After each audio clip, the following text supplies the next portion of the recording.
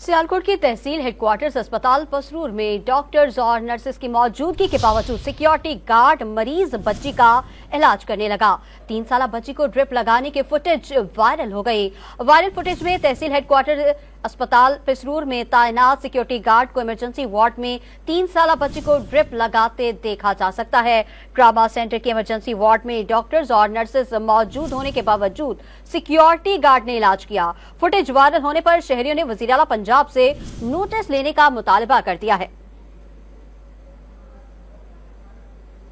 सियालकोट की तहसील हेडक्वार्टर्स अस्पताल पसरूर में डॉक्टर्स और नर्सेस की मौजूदगी के बावजूद सिक्योरिटी गार्ड मरीज बच्ची का इलाज करने लगा। 3 साल बच्ची को ड्रिप लगाने की फुटेज वायरल हो गई है। फुटेज वायरल होने के बाद वहां के लोगों ने वजीर आला पंजाब से नोटिस लेने का मुतालबा कर दिया है।